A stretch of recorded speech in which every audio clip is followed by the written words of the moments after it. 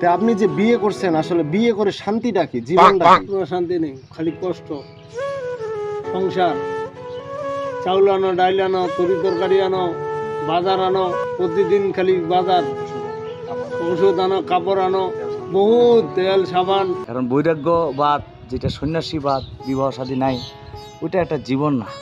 এটা মানুষের সুখ দুঃখ, মানুষের জন্য কিছু করা, মানুষের জন্য কিছু কল্যাণে এগিয়ে আসা, ওইটা হয় না। তার মানে আপনি বলতেছেন যে মানে বিয়ে করা উচিত, বিয়ে করা উচিত, পুরুষ মানুষকে অবশ্যই বিয়ে করা উচিত। উচিত। আমাদের ধর্মে এটা বিয়ে করা সুন্নাত। কিন্তু আঙ্কেল আপনি তো এই কথাটা বুঝলেন যে বিয়ে করা সুন্নত, বিয়ে করা জি, জি, ভালো। জি। বিয়ে ছাড়া একটা পুরুষ কখনো একাকী থাকতে পারে না, একটা বউ ছাড়া। সামনে আরো বিশেষ করে শীতকাল আসতেছে।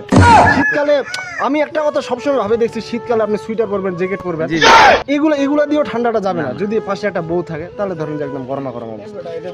কোনোভাবে কি মানে আমার বাবাকে বোঝানো যায় না মানে আমার বিয়েটা দেওয়ার জন্য?